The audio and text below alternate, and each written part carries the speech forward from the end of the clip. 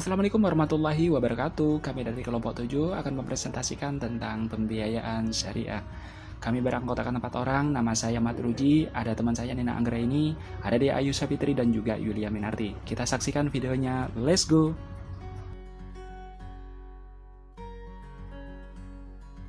Nah, di sini saya Dea Ayu Sapitri Setiawan akan menjelaskan apa itu pembiayaan syariah. Pengertian pembiayaan syariah. Pembiayaan adalah pemberian fasilitas penyediaan dana untuk memenuhi kebutuhan pihak-pihak yang merupakan defisit unit. Pembiayaan syariah secara umum kegiatan suatu bank antara lain adalah menghimpun dana dari masyarakat dalam bentuk tabungan, giro, dan deposito, kemudian menyalurkan dana tersebut kepada masyarakat dalam bentuk kredit ataupun pembiayaan serta kegiatan jasa-jasa keuangan lainnya. Pembiayaan itu merupakan kegiatan bank syariah dan lembaga keuangan lainnya, contohnya BMT dalam menyalurkan dananya kepada pihak nasabah yang membutuhkan dana. Pembiayaan sangat bermanfaat lagi bagi bank syariah maupun BMT, nasabah dan pemerintah. Pembiayaan memberikan hasil yang besar di antara penyaluran dana lainnya yang dilakukan oleh bank syariah. Nah, di sini pembiayaan syariah itu terdapat jenis-jenis akad dalam pembiayaan. Ada 3 jenis. Yang pertama, pembiayaan dalam prinsip jual beli. Yang kedua, pembiayaan dengan prinsip sewa menyewa. Yang ketiga, pembiayaan dengan prinsip bagi hasil. Pembahasan yang pertama yaitu pembiayaan dengan prinsip jual beli. Adapun jenis pembiayaan jual beli dilakukan oleh bank syariah adalah sebagai berikut. Yang pertama ada murabahah, yang kedua ada salam, dan ketiga ada istihna. Yang pertama, murabahah. Murabahah yakni pembiayaan jual beli di mana penyerahan barang itu dilakukan di awal akad. Bank menetapkan harga jual barang, yaitu harga pokok perolehan barang ditambah sejumlah margin ketentuan bank. Harga jual yang telah disepakati di awal akad tidak boleh berubah selama jangka waktu pembiayaan. Contohnya yaitu yang pertama ada pembiayaan konsumtif, yaitu pembiayaan kepemilikan rumah atau PPR, pembiayaan pemilikan mobil atau PPM, pembiayaan pembelian perabotan rumah tangga. Yang kedua, pembiayaan produktif, pembiayaan investasi mesin dan peralatan, pembiayaan investasi gedung dan bangunan untuk kantor atau pabrik atau sekolah, pembiayaan bahan baku produksi. Salam pembiayaan jual beli di mana barang yang diperjualbelikan belum ada atau pembayaran yang dilakukan di depan oleh bank, namun penyerahan barang oleh nasabahnya dilakukan secara tangguh karena memerlukan waktu untuk proses pengadaannya. Lazimnya setelah barang tersebut diserahkan kepada bank, maka bank akan menjualnya kepada pembeli yang telah memesan sebelumnya. Praktek ini disebut salam paralel karena melibatkan pemesanan dan bank, serta bank dan pelaksanaan yang bertanggung jawab atas realisasi pesanan tersebut. Contohnya, biasanya dipraktikkan bagi pembiayaan produk pertanian. Sebagai contoh, seorang pedagang besar sembako melakukan pemesanan 1000 ton. Beras yang tipe, kualitas, kuantitas, dan harganya sudah ditentukan kepada seorang petani. Karena petani tersebut tidak memiliki modal kerja, maka bank akan membiayai modal kerja petani. Petani menerima dana di awal akad dari bank yang akan digunakan untuk kebutuhan pengadaannya, sarana produksi maupun kebutuhan proses penanaman hingga panen. Setelah panen, hasil beras sesuai dengan spesifikasi yang petani, di mana akan diserahkan kepada bank. Selanjutnya, bank akan menjual kepadanya pemesanan, yaitu si pedagang besar, dan bank akan menerima pembayaran sebagai sumber pelunasan pembayaran. Untuk penjelasan skema salam: 1. Bank dan nasabah. 2. Melakukan akad jual beli atau suatu barang. Dalam akad ini, bank bertindak sebagai penjual dan nasabah 2 berlaku sebagai pembeli. Dan yang kedua, bank melakukan pemesanan barang kepada nasabah pertama sesuai spesifikasi barang yang dipesan nasabah kedua dan melakukan pembayaran di muka. Dengan kondisi barang belum tersedia, antara bank dan nasabah pertama terjadi transaksi pembiayaan salam. Yang ketiga, nasabah pertama mengadakan barang sesuai pesanan. Dalam hal ini, barang yang dipesan memerlukan proses untuk pengadaannya. Setelah proses pengadaan atau pembuatan barang selesai, barang dikirim ke nasabah pertama kepada nasabah kedua. Yang keempat, Setelah barang diterima, nasabah kedua melakukan pembayaran secara tunai kepada bank. Keuntungan bank adalah selisih antara jumlah pembiayaan kepada nasabah pertama dan harga jual yang dibayarkan oleh nasabah kedua.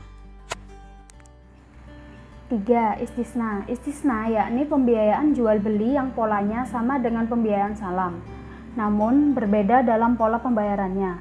Bila salam merupakan pembayaran yang dilakukan di depan akad, maka pembayaran dalam istisna dapat dilakukan secara bertahap sesuai kesepakatan. Contohnya, bisa dipraktikkan dalam pembiayaan manufaktur atau pembiayaan konstruksi. Penjelasan skema istisna. Yang pertama, ada bank dan nasabah melakukan akad pembiayaan istisna untuk membeli suatu barang.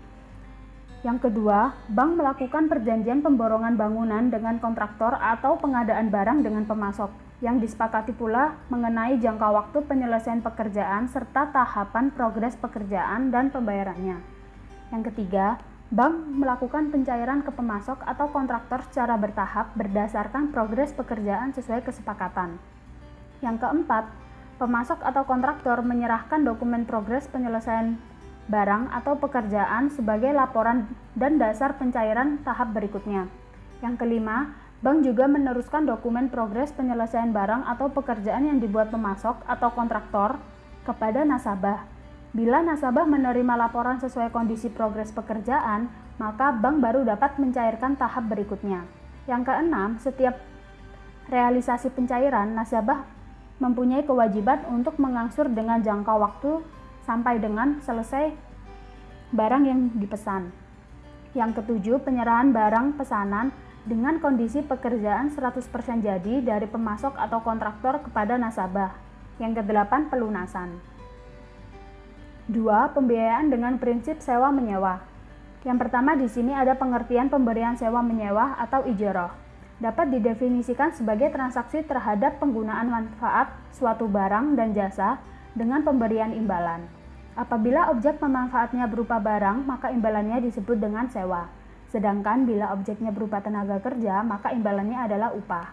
Ijoroh dimaksudkan untuk mengambil manfaat atau suatu barang atau jasa yang memperkerjakan seseorang dengan jalan penggantian, membayar sewa atau upah sejumlah tertentu. Dari pengertian tersebut, ijoroh sejenis dengan akad jual beli, namun yang dipindahkan bukan hak kepemilikannya, tapi hak guna atau manfaat dari aset atau dari jasa atau pekerjaan. Aset yang disewakan, objek ijoroh dapat berupa rumah, mobil, peralatan, dan lain sebagainya. Karena yang ditransfer adalah manfaat dari aset, sehingga segala sesuatu yang dapat ditransfer manfaatnya dapat menjadi objek ijoroh. Rukun dan syariat ijoroh. Yang pertama yaitu ada mujir dan mustajir, yaitu orang yang melakukan akad sewa menyewa atau upah mengupah. Mujir adalah orang yang memberikan upah dan yang menyewakan, sedangkan mustajir adalah orang yang menerima upah untuk melakukan sesuatu dan yang menyewa sesuatu. Disyaratkan kepada mujir dan mustajir adalah balik, berakal, cakap melakukan tasyaruf atau mengendalikan harta, dan saling meridhoi. Yang kedua yaitu sigot akad atau ijab dan qabul. Sigot merupakan suatu bentuk persetujuan dari kedua belah pihak untuk melakukan ijoroh. Ijab merupakan persyaratan dari pihak pertama atau mujir untuk menyewakan barang atau jasa, sedangkan qabul adalah jawaban persetujuan dari pihak kedua untuk menyewakan barang atau jasa yang dipinjamkan oleh mujir. Rukun dan syariat ijoroh. Yang ketiga yaitu ujrah atau upah. Upah sebagaimana terdapat dalam Kamus Bahasa Indonesia adalah uang dan sebagaimana yang dibayarkan sebagai pembalas jasa atau sebagai pembayar tenaga yang sudah dikeluarkan untuk mengerjakan sesuatu. Ujrah disyaratkan diketahui jumlahnya oleh kedua belah pihak, baik dalam sewa menyewa ataupun dalam hal upah mengupah. Yang keempat, objek transaksi atau manfaat. Pekerjaan dan barang yang dapat dijadikan objek kerja harus memiliki manfaat yang jelas, seperti mengerjakan proyek, membajak sawah, dan lain sebagainya. Saya akan menjelaskan dasar hukum ijarah. Dasar hukum atau landasan hukum ijarah adalah Al-Quran dan hadis. Dasar hukum ijarah dari Al-Quran adalah surah At-Talaq ayat ke-6 dan Al-Qasas ayat ke-26. Sebagaimana firman Allah Subhanahu wa taala, landasan Al-Quran surat At-Talaq ayat ke-6 yang berbunyi fa'in arda'na lakum fa'atuhunna ujurahun wa aqtabiru bainakum bima'rufin wa in ta'asartum fasaturdi'u lahu ukhra.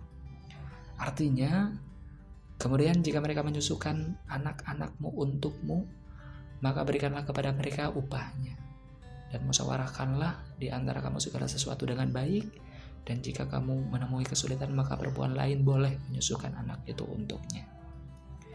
Kemudian terdapat di Quran surat Al-Qasas ayat ke-26 sampai dengan 27 yang berbunyi qalat ihdahuma ya abati istajirhu inna khaira man istajarta qaumil amin. Artinya salah seorang dari kedua wanita itu berkata, "Ya bapakku, ambillah ia sebagai orang yang bekerja pada kita, karena sesungguhnya orang yang paling baik yang kamu ambil untuk bekerja pada kita adalah orang yang kuat lagi dapat dipercaya." Kemudian ada dua jenis ijarah, ijarah murni, ijarah mutabiyah bitamlik. Ijarah murni merupakan suatu transaksi sewa menyewa objek tanpa adanya perpindahan kepemilikan, yaitu objek tetap dimiliki si pemilik. Kemudian ijarah mutabiyah bitamlik merupakan suatu transaksi sewa menyewa di mana terdapat pilihan bagi si penyewa untuk memiliki barang yang disewa di akhir masa. Sewa melalui mekanisme sell and leaseback. Untuk pembiayaan dengan prinsip bagi hasil ada dua, mudharabah sama musyarakah. Mudharabah atau total financing merupakan perjanjian pembiayaan penanaman dana dari pemilik dana sahibul mal kepada pengelola dana mudharib untuk melakukan kegiatan usaha tertentu yang sesuai dengan syariah, dengan pembagian hasil usaha antara kedua belah pihak berdasarkan nisbah yang telah disepakati sebelumnya. Aplikasi ini merupakan pembiayaan modal kerja, pembiayaan proyek, dan pembiayaan ekspor. Kemudian musyarakah atau joint financing merupakan perjanjian di antara pemilik dana atau modal untuk mencampurkan dana modal mereka pada suatu usaha tertentu dengan pembagian keuntungan di antara pemilik dana atau modal berdasarkan nisbah yang telah disepakati sebelumnya. Contohnya pembiayaan modal kerja dan pembiayaan ekspor. Ya. Itulah penjelasan mengenai pembiayaan syariah. Kurang lebihnya mohon maaf. Wassalamualaikum warahmatullahi wabarakatuh.